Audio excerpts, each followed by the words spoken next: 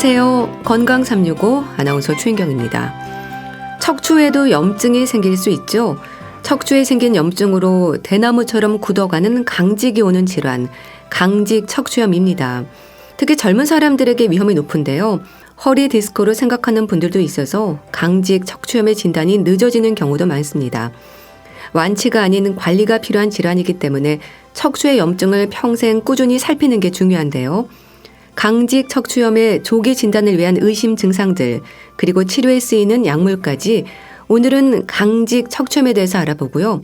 역시 꾸준한 관리가 필요한 고혈압에 대해서도 살펴봅니다. 건강 365 김종서의 주머니 속의 행복 듣고 시작하겠습니다. KBS 라디오 건강 365 함께하고 계십니다. 강직 척추염, 이름에서도 뻣뻣함이 느껴집니다. 특히 척추 질환의 이름이 들어가면 노인성 질환을 떠올리는데요. 강직 척추염은 젊은 사람들에게 위험이 높은 질환으로 지적이 됩니다. 강직 척추염, 어떤 질환일까요? 중앙대학교병원 류마티스내과 송정수 교수와 함께합니다. 안녕하세요, 교수님. 예, 안녕하세요. 강직 척추염, 어디가 어떻게 굳어지는 걸까요? 예, 강직 척추염은 이름 그대로 척추에 염증이 생겨서 강직이 오는 질환이에요. 이 병은 처음에 엉덩이 뒷부분부터 시작합니다. 그래서 엉덩이 뒷부분부터 뻐근하고 아프기 시작해서 시간이 지날수록 점차 이제 허리와 등으로 올라가고 나중에는 목 관절에도 관절염이 생겨서 목도 아프게 되고 허리도 아프게 되고 등도 아프게 되고 척추가 전체적으로 아프고 뻣뻣해지다가 척추의 여러 부위가 굳어가는 질환입니다. 또한 이 질환은 척추만 굳어지는 게 아니라 고관절이나 무릎이나 발목이나 팔꿈치, 어깨 관절에도 염증이 생기면서 강직이 올 수 있는 그런 질환입니다. 의학적으로 어떻게 설명이 되는 질환인가요? 강직 척추염은 외부에서 세균이나 바이러스가 침입해서 생기는 감염성 질환은 아닙니다. 그 대신 이제 환자의 몸에서 스스로 염증이 일어나는 자가 염증성 질환하고 또 스스로 면역 반응이 일어나는 자가 면역 질환이 절반씩 섞여 있는 질환으로 설명이 돼요. 그러니까 자가 염증성 질환 반, 자가 면역성 질환 반 그렇게 설명이 되죠. 그래서 염증이 처음 발생하는 조직은 뼈하고 인대가 만나는 부분, 그거를 인대 부착부라고 하는데 그 인대 부착부에서 염증이 처음 시작합니다. 즉 척추를 감싸고 있는 그 뼈하고 인대 사이에 염증이 생겨서 인대와 척추에 염증이 생기고 그 염증이 진행되면서 척추와 인대 부위가 석회화가 돼요. 딱딱하게 돌덩이처럼 석회화가 되고 그게 진행이 되면은 척추가 전후 좌우로 이렇게 움직여야 되는 유연하게 움직여야 되는데 전후 좌우로 유연성을 잃어버리고 대나무처럼 뻣뻣하게 굳어가는 그런 질환입니다. 노인보다 젊은 사람들에게 발병 위험이 높다는 건 맞는 얘기인가요? 예, 맞습니다. 이 질환의 특징은 10대 후반에 후기 청소년기에서 또 20대 초반에 성인기, 초기 성인기 젊은 남자에게 잘 발병이 되는 것이 특징입니다. 그래서 군대에서 훈련받다가 허리가 아파서 진단되는 경우도 있고요. 또 아주 어린 초등학생이나 중학생에게도 발병할 수 있는데 이런 경우 소아 강직 척추염이라고 합니다. 통계에 따르면 강직 척추염 환자의 한 95% 이상은 40세 이전에 발생이 되고요. 40세 이후에는 노인에게는 강직 척추염이 잘 발생하지 않습니다. 또 이 질환은 다른 류마스 질환과는 다르게 여자보다는 남자에게 더 많이 생깁니다. 그래서 남자가 한 여자보다 3배 정도 더 많이 발생하니까 젊은 남자가 이유 없이 아침에 허리나 엉덩이가 아프다면은 강직 척추염을 의심을 해봐야 됩니다. 초기 증상이 없는 질환인가요? 진단되기까지 방치가 되는 경우도 많다고 하던데요. 예, 초기 증상이 없거나 아주 가벼운 증상을 보이기 때문에 처음에 진단이 쉽지가 않죠. 강직 척추염은 초기에는 이제 완전히 아무 멀쩡한 사람도 있고요. 엉덩이가 뻐근하다. 그리고 허리가 잠깐 아프다가 좀 스트레칭하면 좀 좋아진다. 그런 거로 시작을 하거든요. 근데 이 강직 척추염하고 증상이 비슷한 질환이 이제 요추 염자, 허리 디스크 이런 게 훨씬 더 발병률이 높거든요. 그래서 이런 그 엉덩이하고 허리가 아프다 그러면 대부분 허리 디스크에 대한 검사, 척추 MRI, 요추 MRI 그런 거 찍죠. 그리고 치료를 한참 했는데도 차도가 없으면 이상하다 그러면서 혹시 강직 척추염이 아닌가 하는 의심을 그렇게 나중에 2차, 3차에서 하는 경우가 많기 때문에 초기에 진단을 제대로 받는 경우가 그리 많지 않고 대부분의 환자들이 이제 제대로 된 진단을 강직 척추염 진단 받기까지 꽤 시간이 많이 걸립니다. 그렇군요. 척추 마디가 굳는 만성 염증성 질환으로 설명이 되는 걸 보면요. 완치가 아니라 꾸준히 관리하는 질환인가 봐요. 예, 맞습니다. 강직 척추염은 뭐 암이나 결핵처럼 잘 치료하면 완치되는 병이 아니라 고혈압, 당뇨병, 뭐 고지혈증, 골다공증, 뭐 통풍 이런 것 같이 평생 관리하면서 치료하는 만성 질환입니다. 즉 척추의 염증을 평생 꾸준히 관리하는 치료가 필요한 거죠. 진행 상태에서의 증상은 어떨까요? 예, 강직 척추염 증상은 환자에 따라서 아주 가벼운 증상부터 아주 심한 증상까지 다양하게 보입니다. 강직 척추염은 엑스레이에서 뼈가 굳어가는 정도에 따라서 1기부터 4기까지 분류합니다. 우리도 암도 1기부터 4기까지 분류하고 또 그 신부전도 1기부터 4기까지 그렇게 분류하는데 강직 척추염도 1기부터 4기까지 분류를 하는데 1기는 아주 초기이고 증상도 뭐 거의 미미한데 뼈도 아직 안 굳어 있는 상태예요. 약간 염증 소견이 보일랑 말랑 하는 거고 2기는 뼈가 조금 굳어가는 단계, 일부 뼈가 붙은 상태고 3기는 뼈가 많이 붙어 있는 상태, 많이 굳은 상태. 또 4기는 뼈가 완전히 다 굳어진 상태, 그 말기 상태라고 하는데 그렇게 분류할 수가 있어요. 근데 어떤 환자는 이런 증상이 매우 빨리 진행이 돼서 치료가 힘든 환자도 있는데 또 반대로 어떤 환자는 한 번 아프고 평생 안 아픈 환자들도 있어요. 그래서 진행 상태가 이제 환자에 따라서 매우 다양한 그런 질환입니다. 그런데 이런 척추 관절을 침범하는 건 이해하는 분들이 많을 텐데요. 천장 관절은 어디를 또 말하는 건가요?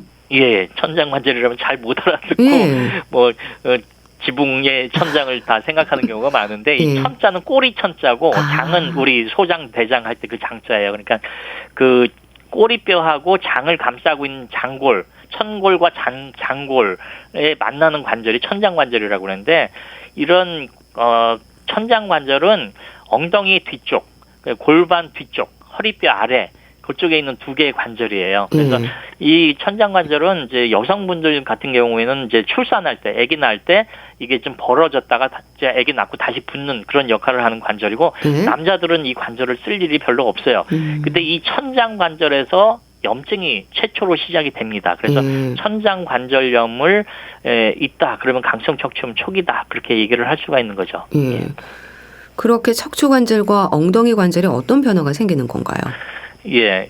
허리 아래 이제 엉덩이 뒷부분이 있는데 엉덩이 쪽, 항문 위쪽 거기에 천장 관절에 염증이 생기면 그 부위가 뻐근하게 아프기 시작해요. 그리고 서서히 염증이 진행이 되면은 또 이게 뻣뻣한 것뿐만 아니라 통증이 생기게 되고 또 이게 허리로도 올라오고 등으로도 올라가고 나중에는 목에도 관절염이 생겨갖고 목과 등, 허리 그런 척추하고 그리고 갈비뼈 있는 앞가슴 있잖아요. 흉골.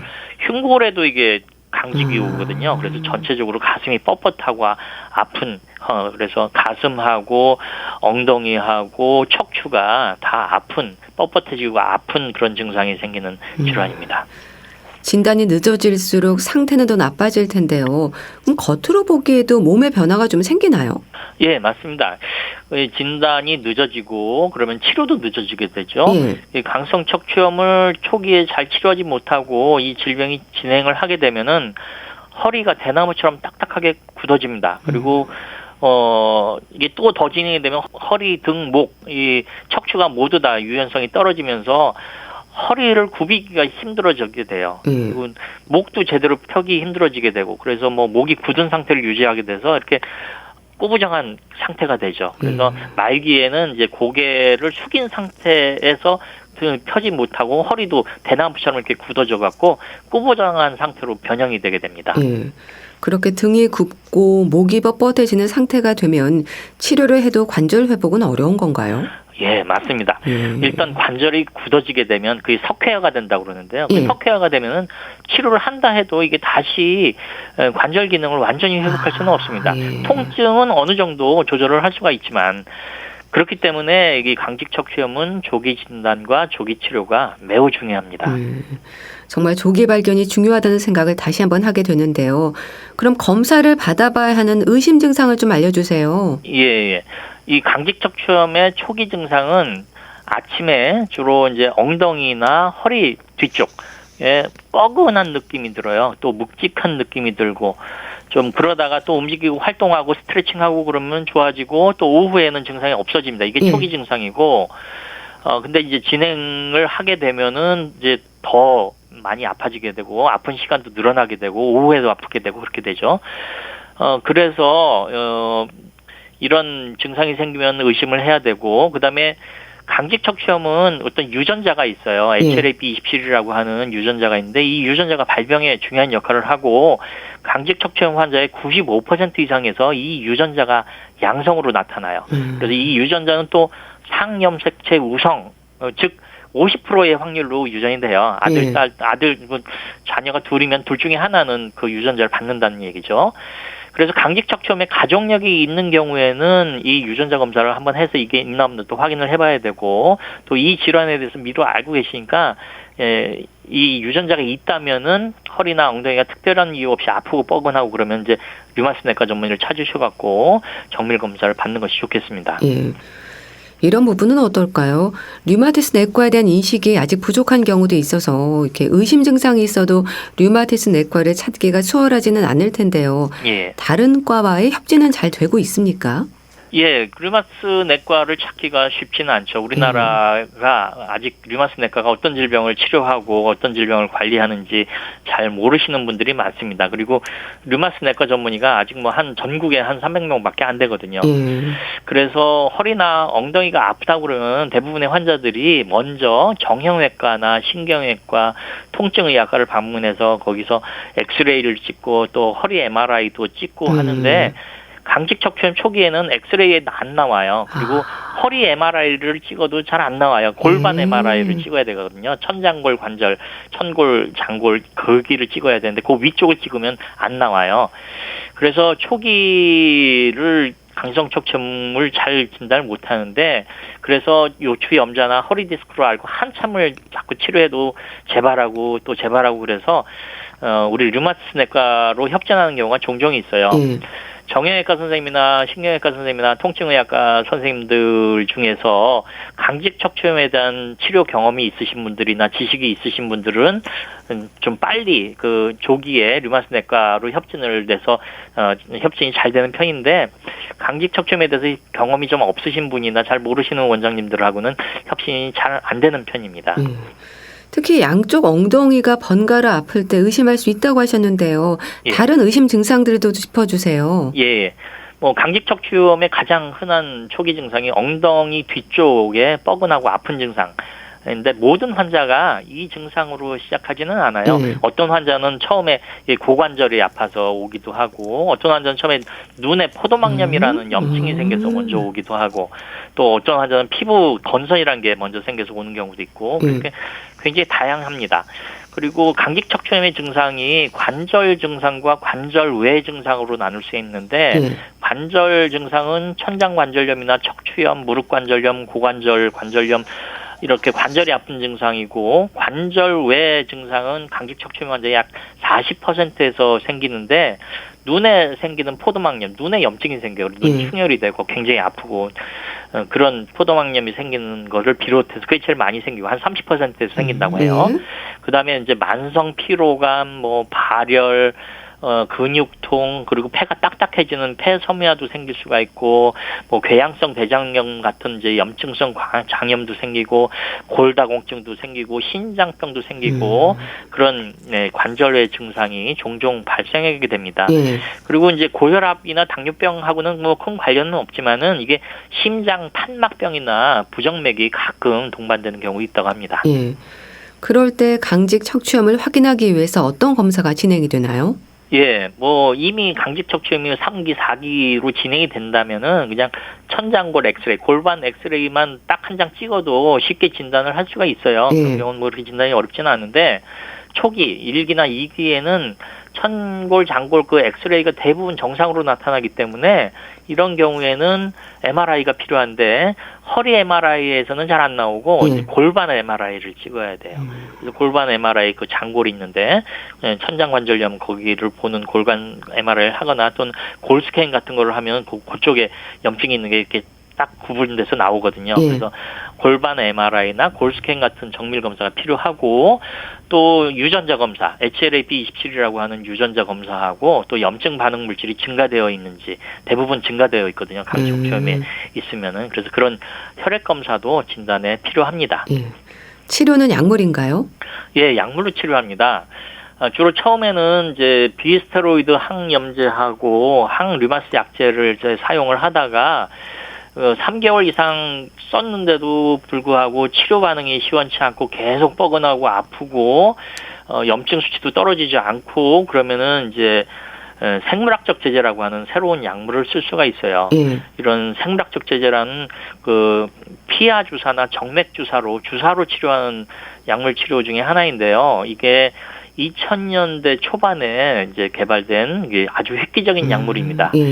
이 약물이 나오기 전에는 뭐 항류마티스 제제나 뭐 비스테로이드 소염제 이런 거로 치료했는데 이런 약물이 잘 안 듣는 환자가 매우 많아갖고 이 병이 진행되는 거, 뭐 또 관절 기형이 생긴 척추가 굽어지는 거 그런 거를 막질 못했었어요. 근데 이제 2000년대 이후에 이 약이 개발되고 또 보험으로 사용할 수 있게 되고 그래서 이 새로운 클래스의 신약이 사용되고 나서는 이 병이 진행되는 것도 잘 막을 수가 있고 통증도 막을 수가 있고 척추 변형도 예방할 수 있게 되었습니다. 예. 그럼 또 운동요법의 경우는 뭘 말하는 건가요? 예, 그 강직척추염의 치료에서 약물 치료가 제일 중요하지만은 그뿐만 아니라 운동요법도 반드시 필요합니다. 운동을 해야 근육이 더 튼튼해질 거고 근육이 튼튼해야 관절을 더 움직일 수가 있거든요. 그래서 운동을 또 하지 않으면은 뼈도 굳지만은 근육도 함께 굳어갖고 나중에는 척추장애, 뭐 관절장애 이런 게 더 빨리 올 수가 있습니다. 그래서 운동요법도 반드시 같이 해야 됩니다. 강직 척추염 환자들은 골다공증에도 조심해야 한다는 말도 있던데 그런가요? 예, 맞습니다. 강직 척추염의 환자들이 이제 척추에 염증이 일어나기 때문에 척추뼈가 이른 시기에 젊은 나이에 약해지고 또 염증이 생기면은 그 안에 있는 미네랄, 칼슘이라든지 인이라든지 그런 거를 다 빨리 염증이 생겨서 빠져나가거든요. 그래서 골다공증이 다른 사람보다 빨리 올 수 있어요. 그래서 강성 척추염 환자들은 이 질환으로 이렇게 강성 척추염이 진단이 되면은 골다공증 검사를 미리 하고 또 칼슘하고 비타민 D도 같이 주고 그래서 골다공증에 대한 예방을 하셔야 돼요. 그리고 운동도 열심히 해야 골다공증도 예방이 되거든요. 그래서 척추 아픈 것만 생각할 뿐만 아니라 골다공증도 함께 걱정을 하고 그에 대한 예방과 검사도 같이 하는 것이 중요합니다. 강직 척추염 환자들이 일상에서 조심할 부분들은 없을까요? 흡연이 담배를 피우는 것이 강직 척추염을 악화시키고 약물 치료의 내성을 일으키기 때문에 반드시 금연을 하셔야 돼요. 담배를 끊으시는 게 좋습니다. 그 남자들 중에 담배를 계속 피는 제가 끊으라고 해도 계속 피는 사람인데 그분들이 이렇게 약이 안 들어요. 그래서 담배는 좀 반드시 끊으라고 얘기를 합니다. 그리고 담배 자체, 흡연 자체가 염증을 일으키거든요. 뭐 폐에도 염증을 일으키고 뭐 관절에도 염증을 일으킵니다. 그래서 담배 끊는 거를 반드시 권장을 하고요. 그리고 또 염증이 진행되지 않도록 하기 위해서는 약을 잘 먹어야 됩니다. 약을 안 먹으면 또 염증이 재발하고 그러거든요. 그래서 그리고 정기적인 혈액 검사를 해서 염증 수치를 확인해야 돼요. 그리고 염증치가 많이 떨어지고 그러면은 약을 조금 줄일 수가 있고요. 염증치가 올라가면 또 약을 좀 올려야 되고 그렇게 해야 돼요. 그래서 담배 끊고 약 잘 먹고 정기적인 검사하고 그리고 또 중요한 것이 바로 운동입니다. 능동적인 운동이든 수동적인 운동이든 운동을 해야 관절이 더 굳어지지 않아요. 수영이 제일 좋은 운동이에요. 수영이 제일 좋은 운동인데 이게 또 수영장 가야 되고 뭐 시간도 없고 뭐 물을 피해야 될 환자가 있고 그런 경우에는 이제 집에서 할 수 있는 운동으로 뭐 맨손 체조, 필라테스, 요가, 스트레칭, 또 허리를 많이 움직이는 거 그런 거를 반드시 하는 것이 좋습니다. 이런 것들이 이제 일상에서 조심해야 될 부분입니다. 이렇게 관리하며 조심하고 있는 강직 척추염 환자들에게 강조하고 싶은 말씀도 주세요. 예, 다시 한번 강조하지만은 흡연은 강직 척추염을 일으키거나 질병을 악화시키거나 약물의 내성을 일으켜서 치료를 방해합니다. 예. 그렇기 때문에 담배를 피우시는 분들은 반드시 금연을 해야 됩니다. 술도 몸에 염증을 일으키기 때문에 술을 끊거나 아니면 조금 드시기를 권유합니다. 그리고 꾸준한 운동과 건강한 생활 습관을 유지해야만 관절이 굳어지는 것을 막을 수가 있습니다. 예. 그리고 그중에 가장 중요한 거는 약물 치료가 제일 중요하기 때문에 규칙적으로 약을 잘 복용하시고 또 정기적으로 류마티스내과 전문의를 찾아서 검사도 하고 진료도 받고 상담도 받고 또 질병에 대한 교육을 받으시는 것이 제가 강조하고 싶은 말씀입니다. 네. 강직 척추염에 대해서 자세히 알아봤는데요. 중앙대학교 병원 류마티스내과 송정수 교수와 함께했습니다. 말씀 감사합니다. 예, 감사합니다. KBS 라디오 건강365 함께하고 계신데요. 현숙의 사랑은 달달하게 듣고 다시 오겠습니다.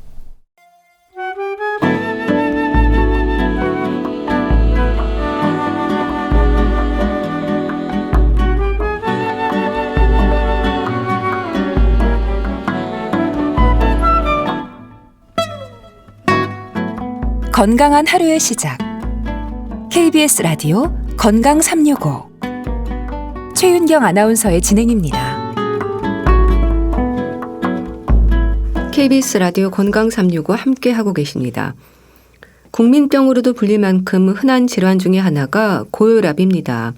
흔해서 대수롭지 않게 여기는 분들도 많죠. 하지만 혈압이 높을수록 혈관벽에 지속적인 압력이 가해지고 손상이 되면서 콜레스테롤이나 노폐물이 쌓인다는 생각을 해야 한다는 지적입니다. 그렇게 위험이 높아지면서 심혈관, 뇌혈관 질환의 위험도 높아지는데요. 흔하지만 치명적일 수 있는 고혈압, 대한의사협회 백현옥 부회장과 함께합니다. 안녕하세요. 네, 안녕하십니까. 심장의 적절한 압력, 혈압에 대한 설명인 거죠? 심장에서 혈액을 내보내잖아요. 예. 그래서 그 심장에서 내보낸 혈액이 동맥 혈관벽에 가하는 압력을 혈압이라고 하는데요. 그 중에서도 심장이 수축할 때 압력이 가장 높겠죠. 예. 그때 혈관에 가해지는 압력을 수축기 혈압이라고 부르고요. 심장이 이완되는 확장될 때 혈관에 가해지는 압력은 이완기 혈압이라고 부르고 있습니다. 예. 그런데 앞에 한자 높을 고가 붙으면서 많은 문제들이 지적이 되는데요. 고혈압은 어떤 상태를 말하는 건가요? 방금 말씀드린 혈압에 높을 꽃자 붙었으니까요. 네. 올라간 걸 말하겠죠. 네. 그래서 여러 가지 원인으로 높아진 상태를 의미하는데요. 일반적으로 혈압이 높아지는 게 크게 두 가지로 나누잖아요. 원인을. 네. 하나는 본태성 고혈압이고 하나는 다른 원인이 있는 2차성 고혈압인데 사실은 90% 이상이 본태성 고혈압입니다. 이 본태성 고혈압은 뚜렷하게 어느 한 가지 원인이라기보다 여러 가지 요인, 유전적이라든지, 생활 습관이라든지, 비만이라든지, 이런 것들이 겹쳐서 나타나는 것을 본태성 고혈압이라고 저희가 부르고 있습니다. 예. 근데 고혈압의 기준보다 좀 더 낮은 수치를 유지하는 게 좋다는 말도 하던데요. 흔히 말하는 정상 혈압과 고혈압 기준이 뭘까요? 숫자로 말씀드려야 아무래도 이해가 잘 되죠. 그죠? 예. 그래서 대한고혈압학회와 미국 심장학회의 혈압 기준을 말씀을 드리면 우선 정상 혈압은 잘 아시는 것처럼 수축기 혈압 120 미만, 확장기 혈압 80 미만일 때 정상이라고 합니다. 예. 그러면 고혈압이라 그러면은 보통 140 넘어갈 때 고혈압이라 그러거든요. 예. 그럼 중간 단계가 있잖아요. 그것을 우리가 고혈압 전 단계라고 부르고요. 수축기 혈압 120에서 139 사이, 그리고 확장기 혈압은 80에서 89 사이를 고혈압 전 단계라고 부릅니다. 예. 그리고 경도의 고혈압, 1기 고혈압은 수축기 혈압이 140에서 159 사이이고 확장기 혈압이 90에서 99 사이일 때 경도 고혈압이라고 부르고요. 예. 중등도 이상의 고혈압, 2기 고혈압은 수축기 160 이상, 그리고 확장기 혈압 100 이상일 때 중등도 이상 고혈압이라고 합니다. 예. 고혈압을 소리 없는 살인자로도 지적하지 않습니까? 기준에서 벗어날수록 어떤 위험이 생기는 건가요?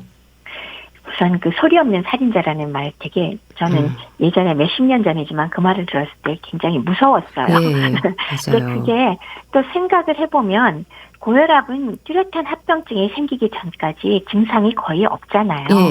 뭐 약간 머리가 무겁다거나 뭐 이명이나 현기증이 호소하는 분도 있지만 사실 그게 혈압하고 바로 직결되지 않을 때도 있거든요.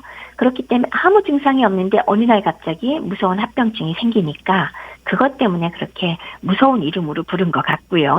소리 없는 살인자. 그러면 도대체 살인자라고 부를 정도로 어떤 문제가 생기냐, 어떤 위험이 있느냐. 혈압이 높은 상태로 지속이 되면 혈관들이 망가지겠죠. 그리고 그 혈관은 우리 몸에서 머리끝부터 발끝까지 전부 퍼져 있잖아요. 그래서 혈관이 망가진 곳에 해당되는 인체 기관에 손상을 일으키게 되는 것이 문제가 될 건데요. 그중에서도 우리가 살아가면서 가장 중요한 장기가 두 가지가 있습니다. 하나는 심장이고요. 하나는 뇌죠.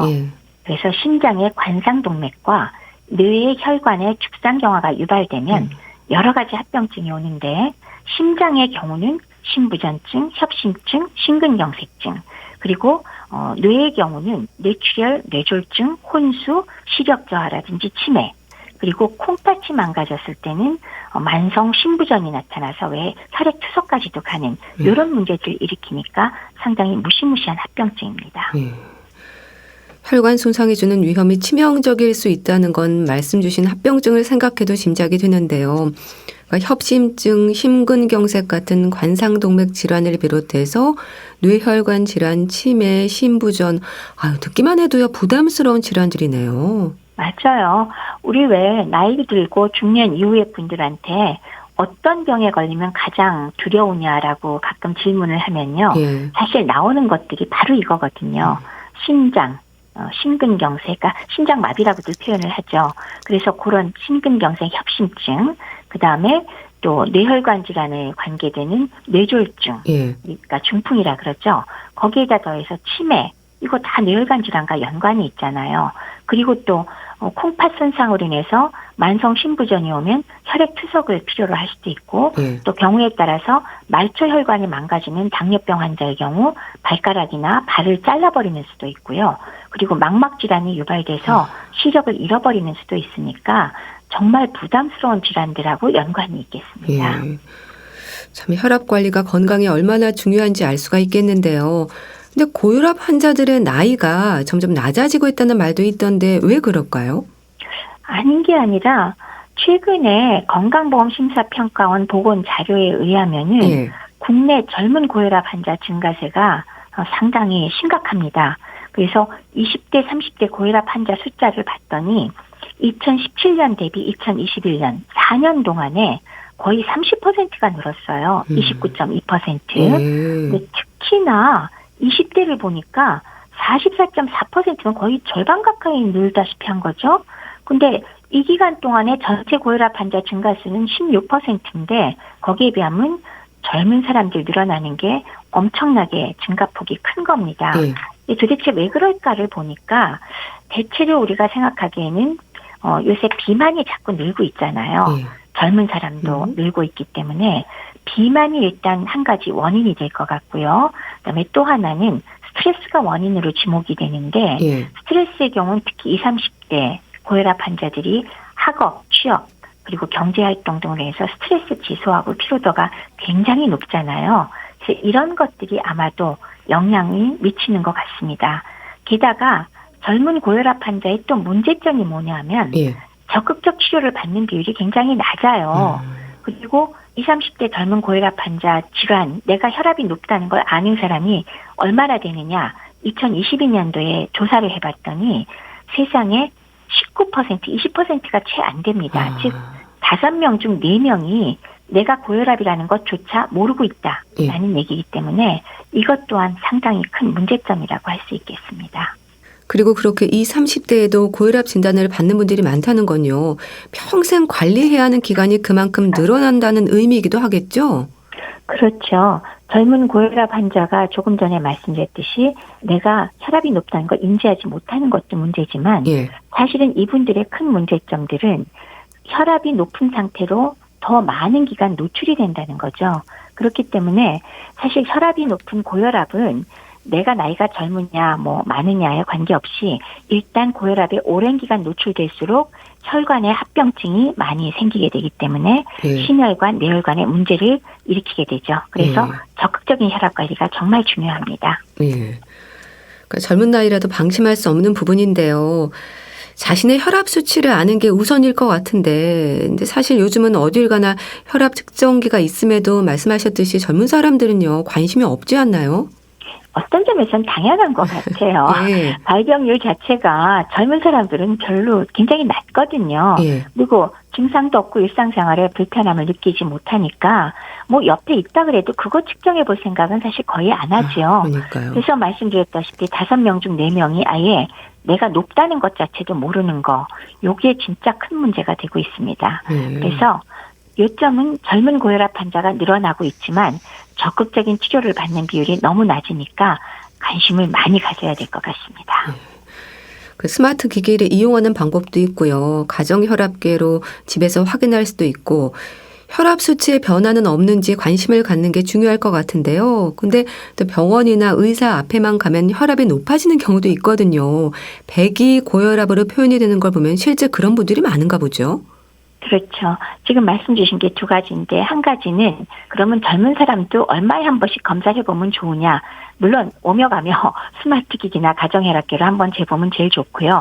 그렇게 안 하더라도 20세 이상 성인인 경우는 2년에 한 번 우리 건강 국가에서 하는 공단 검진을 받게 되잖아요. 그때 혈압 재는 거 빠뜨리지 말고 하기만 하셔도 우선은 도움이 됩니다.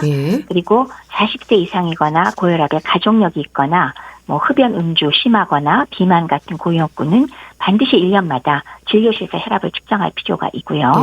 그다음에 방금 말씀 주신 배기 고혈압, 이게 뭐냐면 화이트 코트 하이퍼텐션이라고, 화이트 코트가 딴 게 아니라 의사 가운이에요. 그러니까 의사 가운을 입은 사람이 있는 환경에서는 평소와 다르게 긴장된 상황에서 혈압이 높게 나오는 상황을 말하는데, 이런 분들이 편안하고 익숙한 환경에서는 혈압을 측정했을 때 정상 혈압이 나오거든요. 그래서 이런 사람들이 얼마나 많으냐? 그랬을 때 2022년도에 그 배기 고혈압으로 진단된 사람들이 평소에는 135에 85 미만이지만 진료실에서 측정할 때 140에 90 이상인 경우로 분류를 하는데, 이런 경우가 이제 바로 배기 고혈압에 속한다. 그래서 정의를 그렇게 내리고 있습니다. 그런데 대한고혈압학회가 발표한 걸 보면요, 배기 고혈압도 고혈압으로 이어질 수 있다고 하던데요. 그런가요? 네, 이제 고혈압학회에서 제1기 활동혈압 모니터 등록 사업을 했는데, 그때 배기 고혈압 유병률이 약 15%였습니다. 그리고 뭐 여기저기서 발표된 걸 보면 나이가 많거나 여성이거나 임산부, 그리고 비만도가 낮은 경우 등에서 흔히 보였는데요.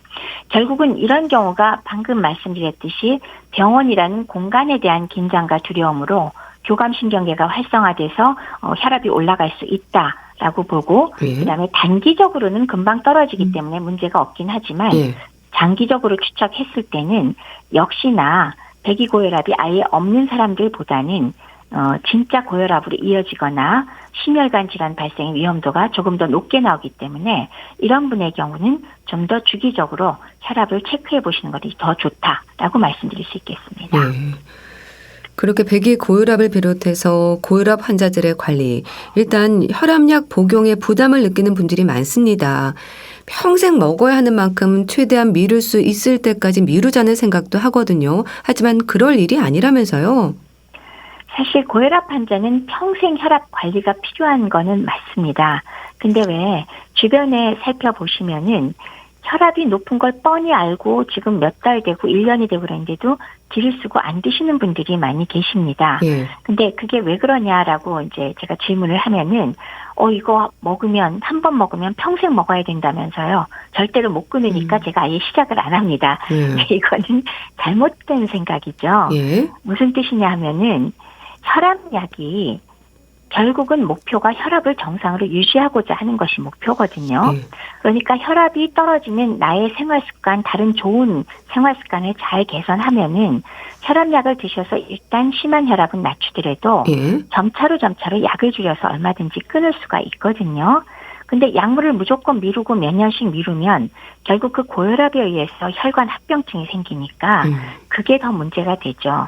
그리고 어떤 면에서는 약을 조금 먹음으로 인해서 혈압이 조절된다는 거는 정말 다행한 일 아닌가요? 어떤 병들은 아예 치료제가 없잖아요. 그렇기 때문에 약이 있다는 게 정말 다행이다라는 거 첫 번째. 두 번째는 한 번 먹으면 죽어도 못 끊는다 이런 생각을 하지 마시고 다만 혈압약은 일종의 방법이다. 혈압을 낮추는 방법 중에 하나다. 다른 방식으로라도 낮춰주기만 하면 그건 얼마든지 끊을 수 있다는 생각을 해주시면 좋겠습니다. 정말 그렇게 치료제가 있다는 건 다행스러운 일일 텐데요. 그러니까 고혈압 약에 대한 생각을 좀 바꿀 필요가 있겠어요. 제발 그래 주시면 좋겠어요. 혈압을 조절하는 도구다. 그렇기 때문에 잘 조절되면 조금씩 줄여서 끊을 수도 있다. 그래서 조절 안 되는 고혈압에 바로 약을 쓰는 것을 거리낄 필요가 없다는 겁니다. 근데 고혈압 약에도 부작용의 위험은 있긴 하죠. 모든 약이 다 부작용이 있으니까요. 고혈압 약도 있기는 있죠. 근데 그중에서 이제 고혈압 약이다 그러면 공통적으로 발생할 수 있는 대표적인 거는 아무래도 혈압을 낮추게 되기 때문에 어지러움증이라든지 기립성 저혈압 이런 것들이 나오기가 쉽고요. 그거 외에 혈압약 종류에 따라서 첫 번째 이뇨제 종류를 만약에 사용한다 그러면 혈액 중에 나트륨을 소변을 통해서 배설을 하는데 칼륨이 함께 나가기 때문에 전해질의 불균형이 일어난다든가 그다음에 이뇨제 종류에 따라서 당이 조금 오르거나 요산들이 증가되는 경우가 있고요. 그다음에 우리나라에서 가장 많이 팔리는 혈압약인 그 암로디핀이라는 칼슘 채널 차단제가 있습니다. 요거는 변비라든지 머리가 아프다든지 맥박이 빨라진다든지 부종이 일어나는 이런 부작용이 있을 수 있고 특히나 자몽 주스를 같이 먹으면 약효가 너무 증가되기 때문에 문제가 될 수가 있다는 거. 그다음에 또 라미프릴 같은 그런 신장의 그 수분 축적 시스템을 조절하는 그런 약이 있는데 이 경우에는 독특하게도 한 20% 정도는 마른 기침이 유발되기도 해요. 그래서 이런 것들을 잘 알아두셨다가 불편하면은 종류를 좀 바꾸거나 다른 방식으로 조정을 할 필요가 있겠죠. 그러니까 의사의 상담으로 약을 좀 바꾸면 되는 거네요. 아무래도 고혈압 약으로 있을 수 있는 그런 부작용의 위험보다는 혈압 조절해주는 효과가 큰 거잖아요. 너무 정확한 말씀을 해주셨어요. 혈압이 높은 채로 그냥 두면 아까 왜 서두에 말씀드렸듯이 많은 합병증이 유발되면서 그거는 정말 치명적인 것이 되잖아요. 근데 그럼에도 불구하고 그럼 혈압약에 나 부작용 날까봐 무서워서 못 먹어. 이거는 그렇게 생각하실 일이 아니라는 거죠. 어느 경우건 부작용이 나오더라도 치명적인 게 아닐 경우가 많고 또 많이 불편한 거는 얼마든지 여러 종류의 약이 있으니까 다른 성분으로 변경을 할 수가 있거든요. 그래서 막연한 걱정으로 복용을 미루지 말고 주치의 선생님하고 충분히 상의해서 적절한 의약품을 선택하고 복용하는 것이 정말 중요합니다. 고혈압 약에는 중독성이 없죠? 일반적인 의미의 중독성이라면 먹다가 끊으면 무슨 큰 문제가 생기는 게 아닌가 이런 것들을 우려하잖아요. 안 먹으면 너무 불편해서 못 산다든지. 근데 혈압약의 경우는요. 만약에 먹다가 끊었으면 그냥 약에 원했던 효과, 혈압을 낮추는 효과가 사라지니까 혈압이 원래대로 오르겠죠. 그냥 그 정도의 문제라면 이건 중독성하고는 전혀 관계가 없기 때문에 안심하고 그 점에선 드셔도 되겠습니다. 그런데요, 또 약으로도 잘 조절이 되지 않는 저항성 고혈압에 대한 지적도 있던데요. 저항성 고혈압은 또 뭔가요? 저항성 고혈압이란 말 그대로 잘 듣지 않는 고혈압이라는 소리인데요. 아까 제가 크게 3가지 정도의 혈압약을 말씀을 드렸어요. 그런데 그 3종류의 이뇨제, 즉 칼슘 채널 차단제, 이런 것들에서 3종류의 혈압약을 다 복용해도 목표 혈압인 140에 90보다 낮게 미만으로 내려오지 않는 경우를 저항성 고혈압이라고 부르고요. 구체적으로 말하자면 3가지 약을 최대 용량으로 복용해도 혈압이 140 이하로 미만으로 떨어지지 않는 경우를 의미합니다. 그럼 저항성 고혈압에 해당하는 분들도 많은가요? 우리나라 고혈압 인구를 약 1200만 명 정도 추정을 합니다. 굉장히 많죠. 근데 그중에 무려 10%가 저항성 고혈압으로 추정되니까 이거 꽤 많은 거죠. 상당히 많습니다. 그럼 저항성 고혈압의 기준은 뭔가요? 말씀드렸다시피 이뇨제를 포함해서 3가지 이상의 혈압약을 복용해도 목표 혈압인 140에 90 미만으로 내려오지 않는 것. 이것을 우리가 저항성 고혈압이라고 부릅니다. 그럼 약 복용 개수를 좀 늘려도 안 되는 거네요? 그렇죠. 종류별로 요 3가지의 개수만 늘린다고 조절이 잘 되지 않기 때문에 우리가 저항성이라고 부르는 거죠. 그런 저항성 고혈압의 치료는 그럼 뭔가요? 약을 더하고 약을 종류를 바꾸는 건가요?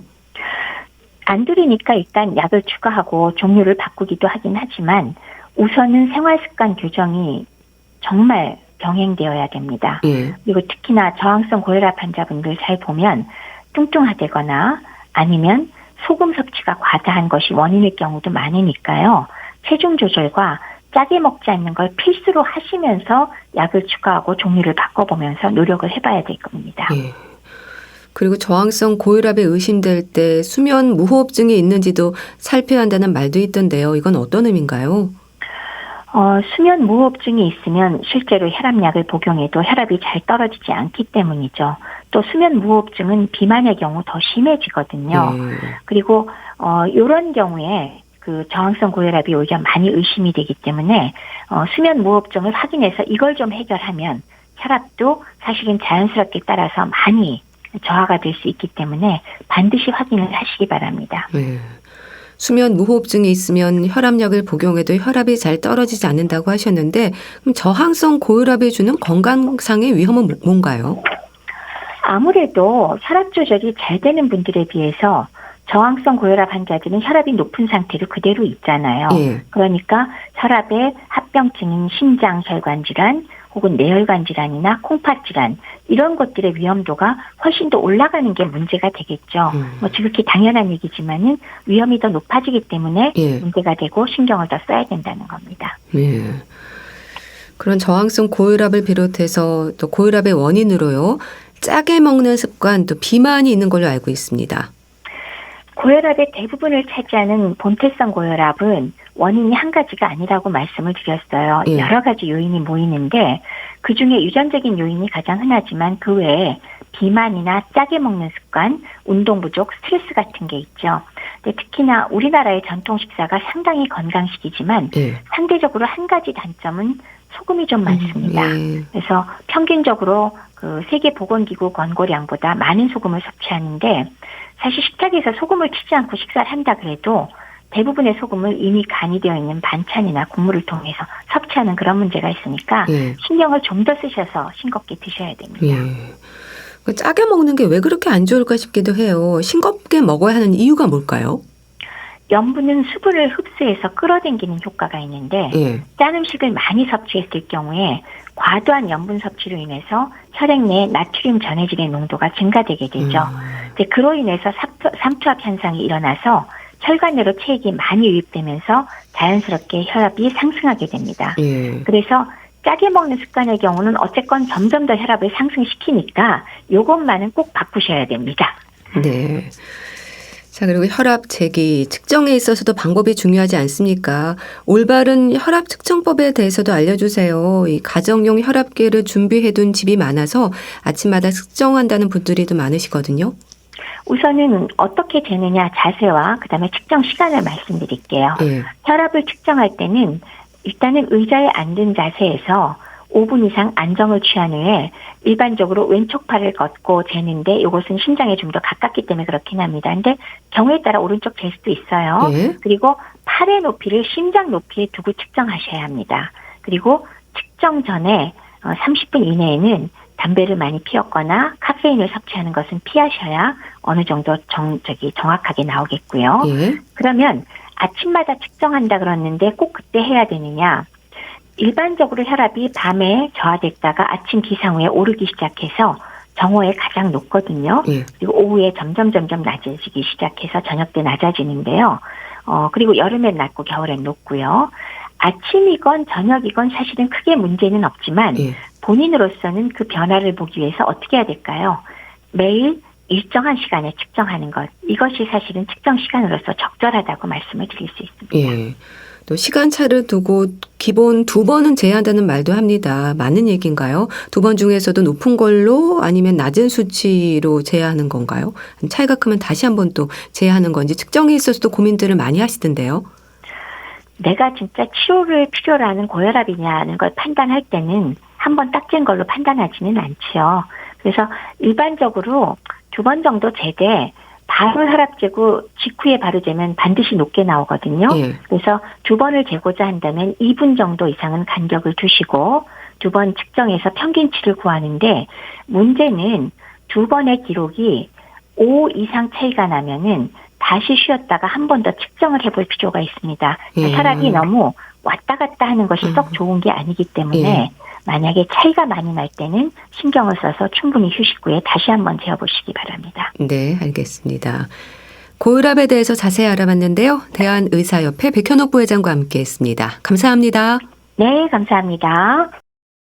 이치현과 번님들의 집시 여인 보내드리면서 인사드릴게요. 건강365 아나운서 최인경이었습니다. 고맙습니다.